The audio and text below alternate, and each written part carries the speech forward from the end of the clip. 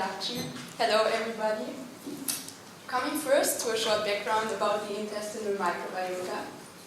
The gut microbiota has a beneficial role in the digestion of food, the colonization resistance, the intestinal function, and the development of the immune system.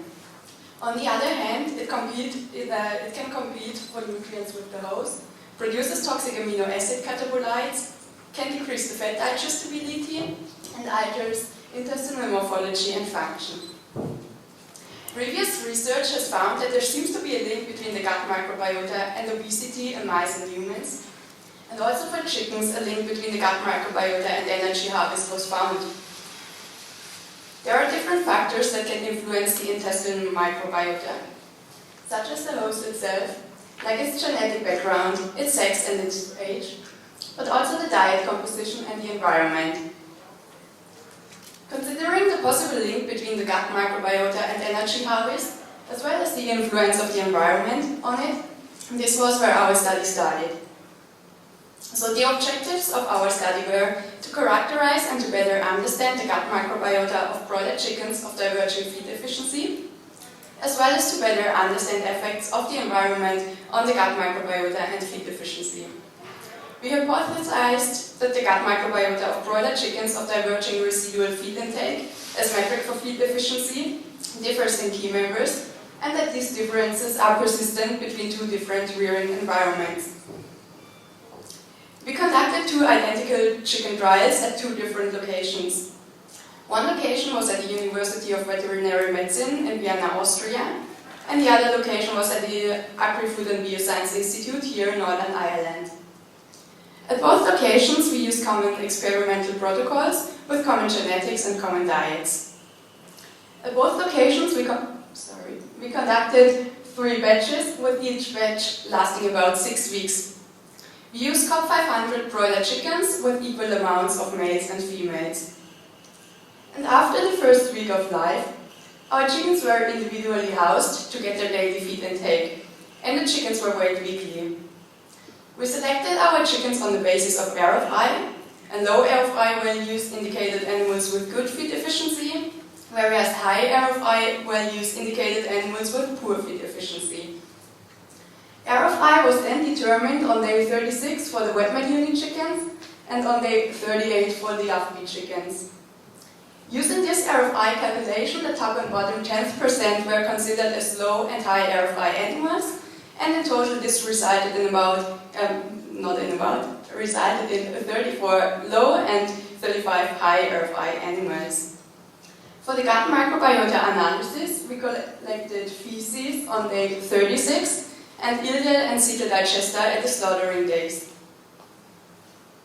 So what you can see here in these two graphs are the feed efficiency data for our selected animals, shown for both locations and separately shown for females and males. So what you can see is that we selected animals of very divergent feed efficiency.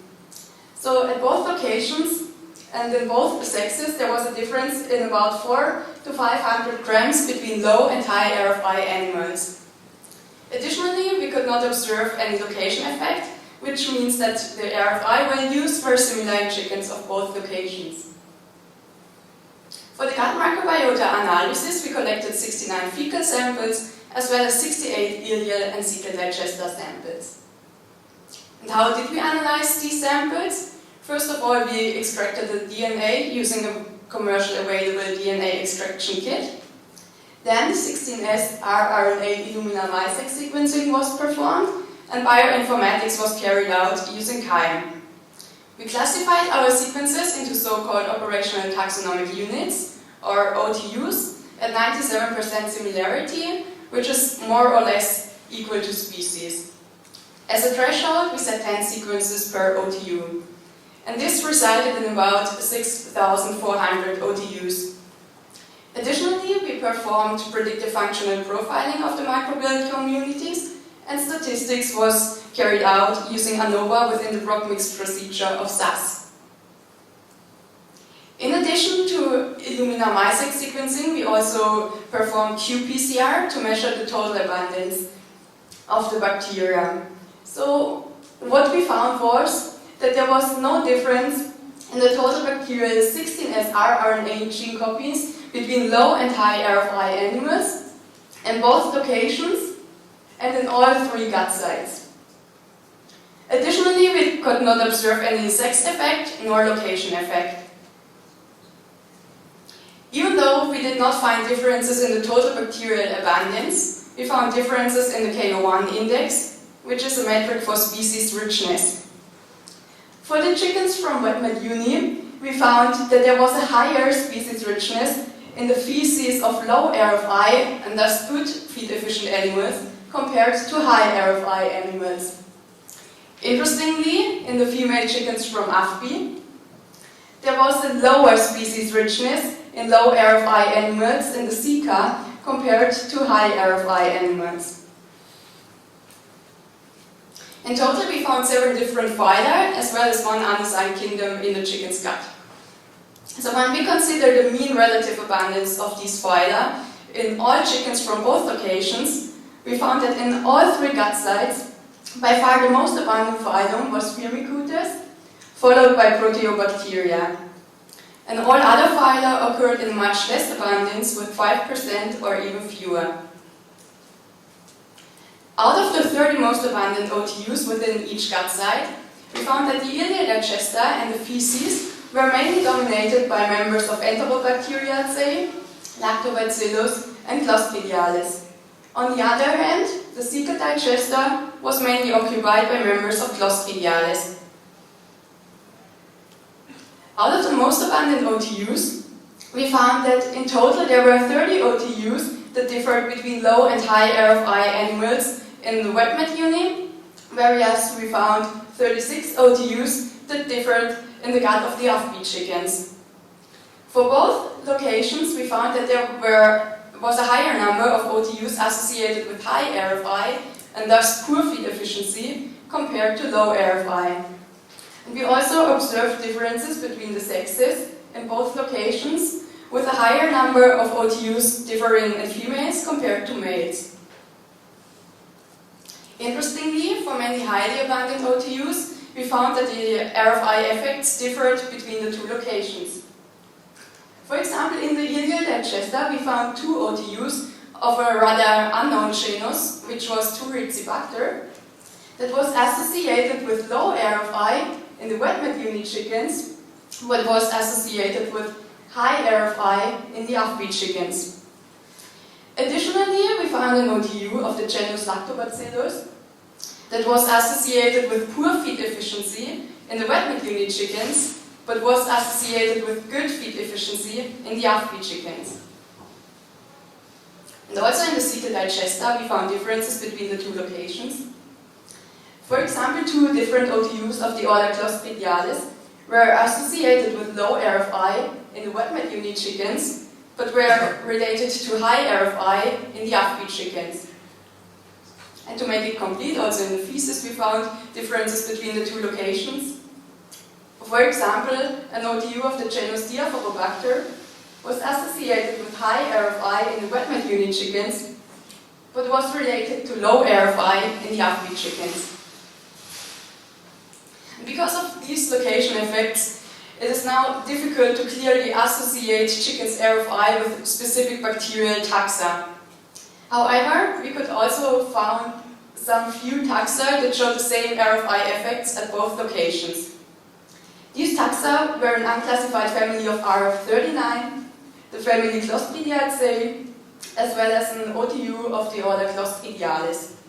And all these 3 taxa were associated with high RFI and thus poor feed efficiency in both locations. However, we could not find any taxa that was associated with good feed efficiency at both locations.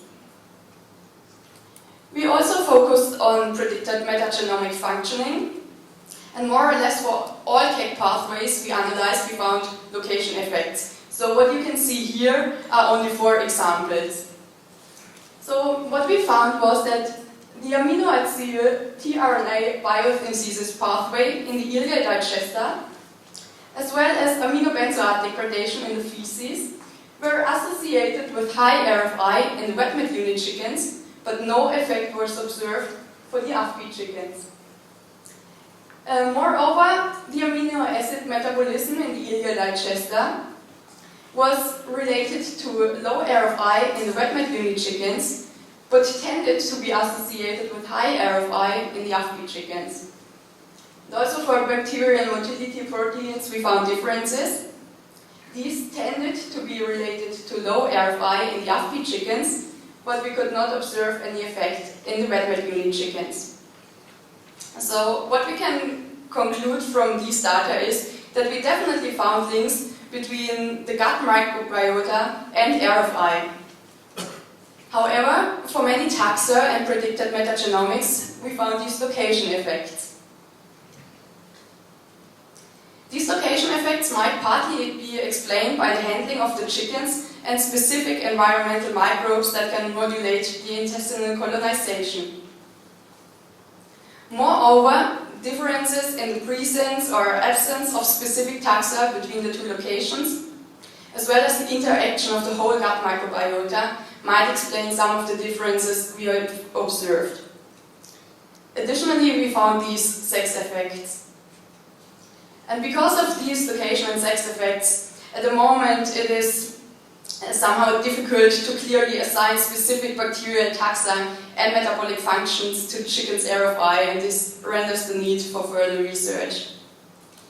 So now, where I'm at the end of my presentation, I'd like to thank all the people that contributed to the trial and also you for your attention.